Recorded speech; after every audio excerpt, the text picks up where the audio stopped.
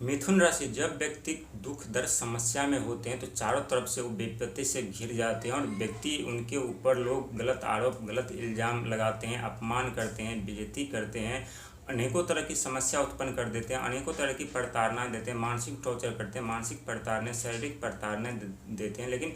जो उस समय का जो जहर और विष होता है, जो आदमी पी लेते हैं, उनके जीवन में जरूर आगे चल करके उन्हें अमृत मिलते हैं, अमृत प्रदान करते हैं ईश्वर। क्योंकि हर एक व्यक्ति के जीवन में दुख का आना स्वाभाविक है, सुख का आना स्वाभाविक है, लेकिन जो व्यक्ति दुख में खुद को संभाल कर रखते हैं, धैर्य बना करके रखते हैं, संघर्ष मेहनत करते हैं, उनके जीवन में जरूर ईश्वर की एक नज़र जरूर पड़ती है, जहां व्यक्ति फिर से अपने जीवन में वापसी कर पाते हैं, फिर से अपने जीवन में आगे बढ़ पाते हैं और फिर से अपने जीवन में वो सारी सुख सुविधा पा लेते हैं। कहते हैं जब भी व्यक्ति के जीवन में कोई बड़ी समस्या उत्पन्न होती है तो समस्या उत्पन्न होने के कई कारण होते हैं। या तो जो व्यक्ति को इस पर बहुत बड़े पद प्रतिष्ठा जिम्मेदारी देने वाले होते हैं, या तो उन्हीं के जीवन में दुख दर्द समस्या उत्पन्न करते हैं, या तो बहुत ऐसे व्यक्ति जिनके कर्म के अनुसार उनके जीवन में दुख दर्द समस्या उत्पन्न करते हैं। लेकिन कहते हैं ईश्वर जितना हमें देना चाहते हैं, जितना हमें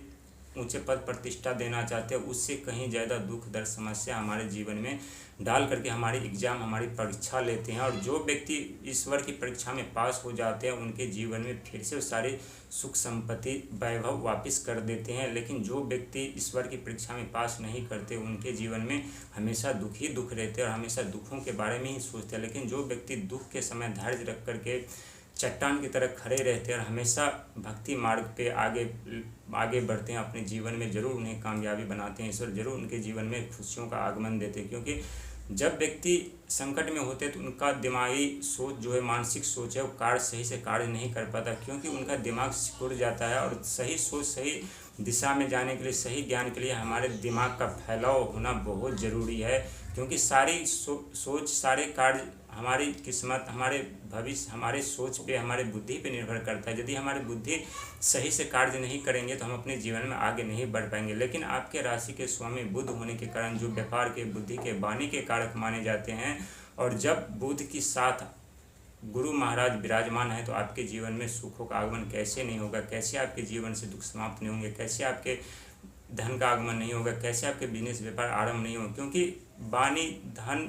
और बुद्धि तीनों के कारक आपके राशि के स्वामी खुद है, लेकिन उसे मनाना पड़ेगा। क्योंकि जब आप किसी पे क्रोधित करते हैं, किसी पे चिल्लाते हैं, किसी पे